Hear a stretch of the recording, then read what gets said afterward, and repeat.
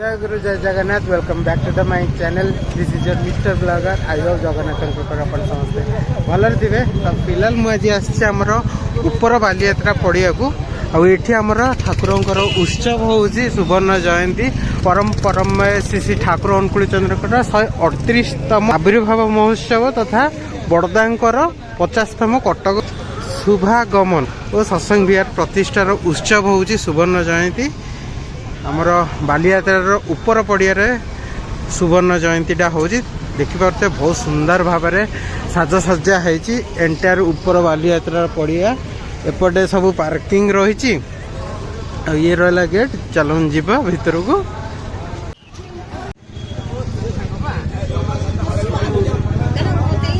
तो आम actually सेपट side रू आसलु तो ये जो फ्रंट रे हम दीटा बड़ बड़ टेंट है ठाकुर अच्छा ये टेंट रे आउ एपटे टेंट रे सब सत्संग होउची जो देखुछन स्टेज या संध्या बेला टाइम रे हबो सांस्कृतिक कार्यक्रम हबो एपटे अर्घ्य संग्रह पाई की अछि टेंट रे सत्संग जाछि एपटे टेंट रे भी ठाकुर अछंदी दर्शन करिया को लाइन लगे जंदी गुरु भाई आ मां माने बहुत मां माने एपटे साइड रे बसी जंदी एटी लाइन लगी जंदी प्रसाद मंडन होउची भोग मंडन होउची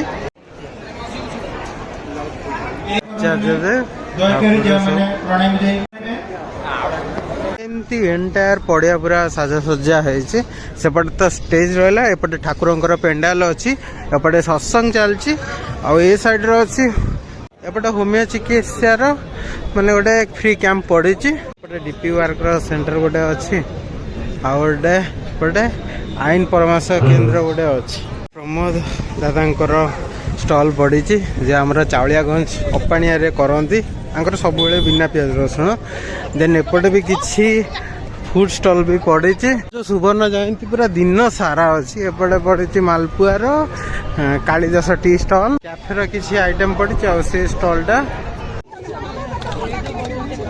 एपटे से दहीबरा आलुदम फ्राए रोल ये आइटम सब एवं तार संग करने को चेष्टा करिबा किंतु जब से भावता भीतर न आसे मो पाखक आसिक से मो पाख अवश्य तेणु यही जो भाव नहीं करी आम निज को तैयारी करवा से आचार्य देव चाहूँ आचार्य देव बर्तमान सब बेसी गुरुत्व दौरान यहाँ तुम निज को तैयारी कर लोक जमी तुमको देखिक बुझती जे ठाकुर किए कथा अच्छी जे आम देखे पूजे जेमन आम का देखे ठाकुर कई रकम बुझे तेणु मु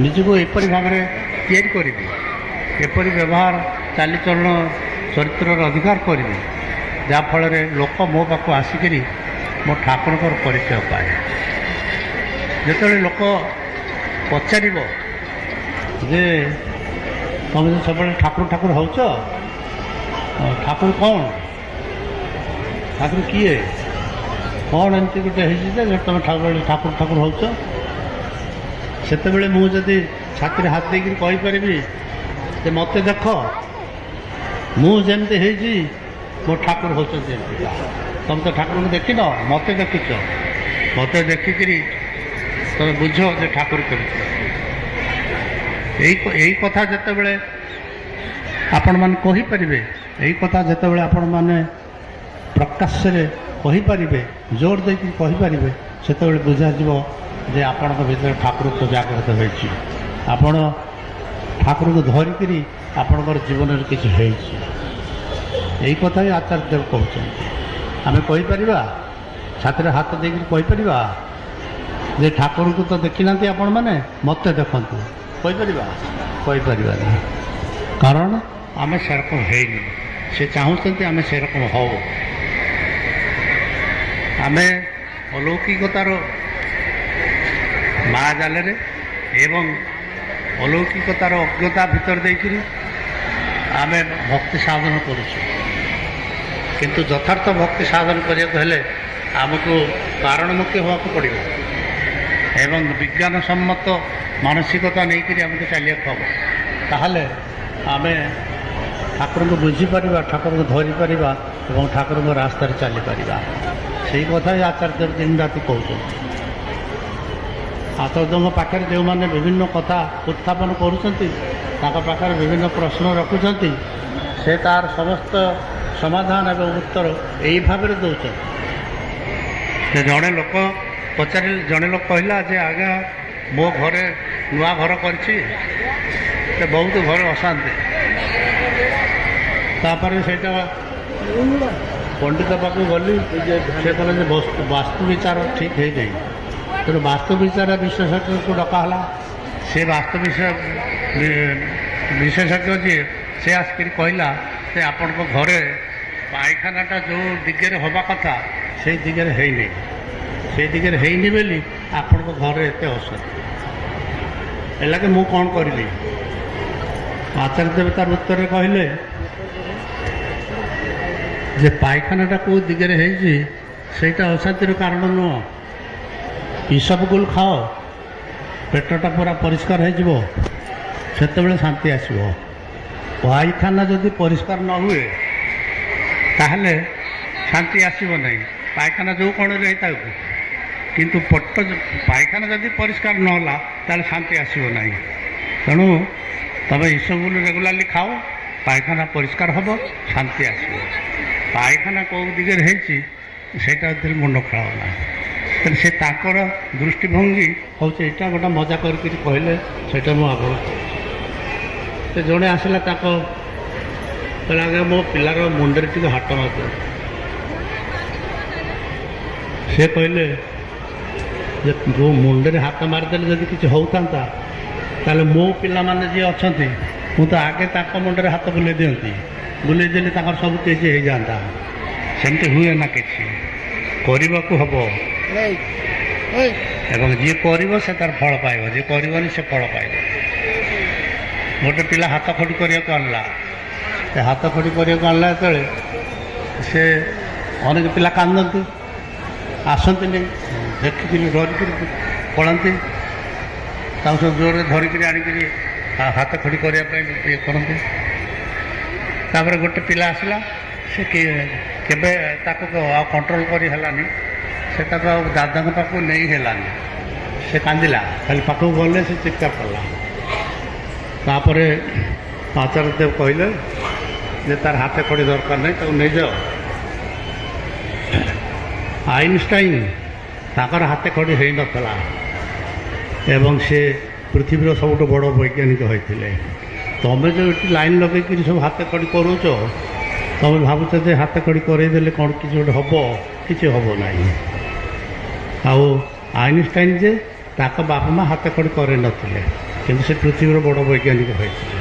ତେଣୁ ହାତ ଖଡ଼ିଟା ହେଉଛି ଗୋଟେ ଲୌକିକ ଫର୍ମାଲିଟି, ଆମକୁ କରିବାକୁ ହେବ।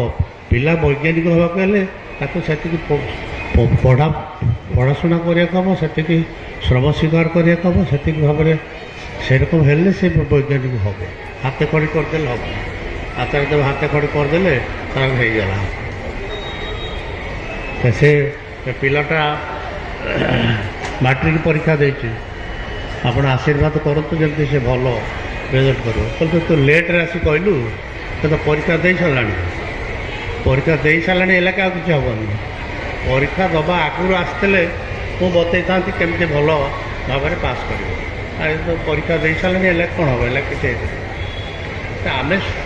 ଆମେ ଭକ୍ତିଟା ଆମର ସବୁବେଳେ ଗୋଟେ ଅଲୌକିକତାର ବେଡ଼ାଜାଲ ଭିତରେ ଗତି କରୁଛି ଏବଂ ୟା ଭିତରେ ଅଜ୍ଞତା ଅଛି ଏବଂ ୟା ଭିତରେ କିଛି ନ କରିକିରି ପାଇବାର ଗୋଟେ ଆକାଂକ୍ଷା ଅଛି। ତେଣୁ ଏହି ବେଡ଼ାଜାଲରୁ ମୁକ୍ତ ହୋଇକରି ଯଥାର୍ଥ ଭକ୍ତି ଅବଲମ୍ବନ କରିବାକୁ ହେବ ଏବଂ ଭକ୍ତି କର୍ମ ଛଡ଼ା ଭକ୍ତି ରହିପାରେ ନା, କର୍ମ ଛଡ଼ା ପ୍ରେମ ରହିପାରେ ନା। ଗୁରୁଙ୍କୁ ଧରିବାକୁ ପଡ଼ିବ, ଜୀବନରେ ସଦ୍ଗୁରୁ ଧରିବାକୁ ପଡ଼ିବ, ସଦ୍ଗୁରୁଙ୍କୁ ଭଲ ପାଇବାକୁ ପଡ଼ିବ, ଆଉ ସଦ୍ଗୁରୁଙ୍କୁ ପ୍ରେମ କରିବାକୁ ପଡ଼ିବ। ଆଉ ସଦ୍ଗୁରୁଙ୍କୁ ପ୍ରେମ କରିବାକୁ ହେଲେ ଆପଣଙ୍କର ତ ତତ୍ପ୍ରୀତ୍ୟର୍ଥେ କର୍ମ କରିବାକୁ ହେବ। ତାଙ୍କରି ଖୁସି ପାଇଁ ମୋତେ କର୍ମ କରିବାକୁ ହେବ। ତାଙ୍କରି ଖୁସି ପାଇଁ କର୍ମ କରୁ କରୁ ମୋ ଭିତରେ ସେ ଜାଗ୍ରତ, ଏବଂ ଯେପର୍ଯ୍ୟନ୍ତ ସେ ମୋ ଭିତରେ ଜାଗ୍ରତ ନ ହୋଇଛନ୍ତି ମୁଁ ତାଙ୍କର ମଣିଷ ହୋଇପାରିବିନି, ତାଙ୍କ ଲୋକ ହୋଇପାରିବି ନାହିଁ। ଆଉ ସେତେବେଳେ ମୋର ଯାଜନ ସିଦ୍ଧ ହେବ ଯେତେବେଳେ ମୋ ଭିତରେ ମୁଁ ତାଙ୍କୁ ଖୋଜିକିରି ବାହାର କରିବି, ସେତେବେଳେ ହିଁ ମୋର ଯାଜନ ସିଦ୍ଧ ହେବ, ତା ନହେଲେ ଯାଜନ ସିଦ୍ଧ ହେବ ନାହିଁ। ଆଜି ଯେ ଆପଣ ଲକ୍ଷ ଲକ୍ଷ ସଂଖ୍ୟାରେ ସତ୍ସଙ୍ଗୀ ଆମେ ଦେଖୁଛେ, ୟାକୁ ପ୍ରତ୍ୟେକ ପ୍ରଶ୍ନ କରନ୍ତୁ, ଆପଣଙ୍କୁ କେହି ନା କେହି ଗୋଟେ ଯାଜନ କରିଛି, ଠାକୁରଙ୍କ କଥା ପ୍ରଥମେ କହିଛି ଏବଂ ତାରି କଥାରେ ଆପଣ ପ୍ରଭାବିତ ହୋଇଛନ୍ତି, ପ୍ରଭାବିତ ହୋଇକରି ଦୀକ୍ଷା ନେଇଛନ୍ତି। ଏବଂ ସେଇ ଯେ ଲୋକଟି ତାକୁ ରୀତିକି ଦୀକ୍ଷା ଦେଇଛି, ଏବଂ ରୀତିକି ଯେତେବେଳେ ଦୀକ୍ଷା ଦେଇଛି, ରୀତିକିର ଗୋଟେ ହିସାବ ପତ୍ର ଅଛି ଦେଓଘରରେ ଯେ ଏଇ ରୀତିକି ଏତିକି ଦୀକ୍ଷା ଦେଇଛି। ଏବଂ ସେଇ ଯେ ଲୋକଟି ଦୀକ୍ଷା ନେଇଛି ତାର ଗୋଟେ ପରିଚୟ ହେଉଛି ଯେ ତାର ରୀତି କିଏ, ସେଇଟା ତାକୁ ଗଲେ ତ ଆପଣଙ୍କ ରୀତି କିଏ ସେଇଟା ପଚରା ହେଉଛି। କିନ୍ତୁ ଆପଣ କିଏ ଯାଜନ କରିଛି, କାହା ଯାଜନରେ ଉଦ୍ବୁଦ୍ଧ ହୋଇକରି ଆପଣ ଦୀକ୍ଷା ନେଇଛନ୍ତି, ସେଇଟା କେହି ପଚାରେ ନା। ସମସ୍ତେ ପଚାରନ୍ତି ଆପଣଙ୍କ ରୀତି କିଏ।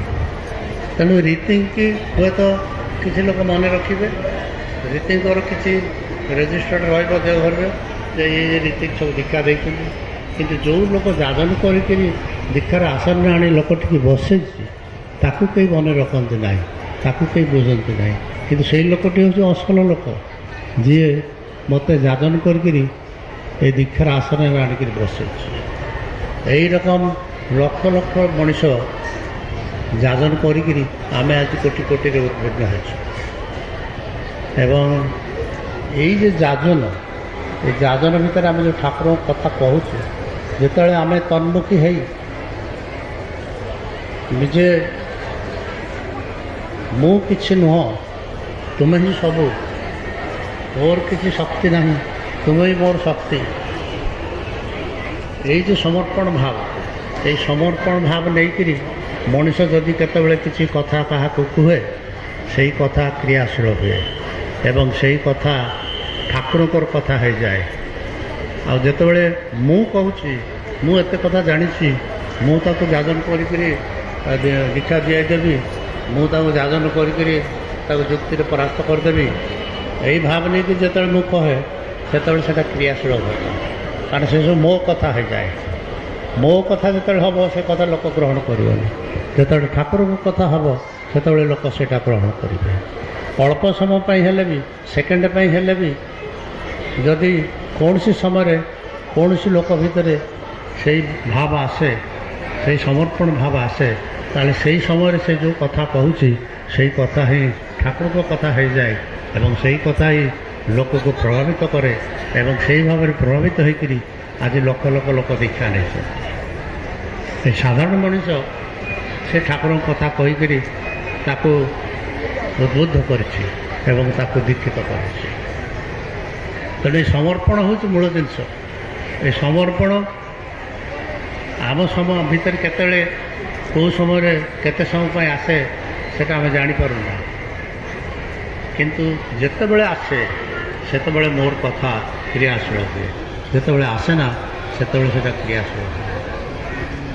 ତେଣୁ ଆମକୁ ସମର୍ପିତ ଭାବ ନେଇକରି ଚାଲିବାକୁ ହେବ, ସମର୍ପଣ ନେଇକରି ହେବ। ସମର୍ପଣ ଭାବର ସହଜ କଥା ହେଲା ମୁଁ ଏ ଜିନିଷଟାକୁ ଆଗେ ଛାଡ଼ିଦିଅ। ମୁଁଟା ଯେପର୍ଯ୍ୟନ୍ତ ଥିବ, এই ଅହଙ୍କାର ଯେପର୍ଯ୍ୟନ୍ତ ଥିବ ସେ ପର୍ଯ୍ୟନ୍ତ ସମର୍ପଣ ଭାବ ଆସିବ। ମୁଁ ଜାଗାରେ ତୁମେ ପ୍ରଭୁ ସବୁକିଛି, ମୁଁ କିଛି ନୁହଁ। এই ମୁଁ ଜାଗାରେ ଯେତେବେଳେ ତୁମେ ଆସିଯିବ ସେତେବେଳେ ସମର୍ପଣ ଭାବର ଆରମ୍ଭ ହେଲା ଏବଂ ସେହି ସମର୍ପଣ ଭାବ ହିଁ ମୋତେ ତାଙ୍କ ମଣିଷ କରିପାରିବ, ତାଙ୍କୁ ପ୍ରତିଷ୍ଠା କରିବାରେ ମୋତେ ତିଆରି କରିପାରିବ, ତା ନହେଲେ କିଛି ହେବନି। ଏ ହେଉଛି କଥା ଆପଣମାନଙ୍କ ସାମ୍ନାରେ ମୁଁ କହିଲି, ଆହୁରି କିଏ ଅଛନ୍ତି ସବୁ କହିବେ। ମୁଁ ବେଶମ କହିକରି ଆପଣମାନଙ୍କର ସମୟ ନଷ୍ଟ କରୁନି। ଯେଉଁମାନେ ଆପଣମାନେ ବସିଛନ୍ତି ଏଠି ଗୋଟେ ପ୍ରସାଦ ସେବନ ଚାଲିଛି ସମସ୍ତେ ନେଇକି ଆସିଲେଣି ଆମେ ଯିବା ଆଣିବା ଖାଇବା। ଆନନ୍ଦ ବଜାର ପାଇଁକି ହେଇଛି ଏ ଟେଣ୍ଟଟା ପୁରା ସେପଟେ ମାନେ ସେପଟେ ରନ୍ଧନ କାର୍ଯ୍ୟ ଚାଲିଛି ସେ ସାଇଡରେ ଏପଟେ ମା ମାନଙ୍କ ପାଇଁ ଏପଟେ ଦାଦା ମାନଙ୍କ ପାଇଁ ସବୁ ହେଇଛି।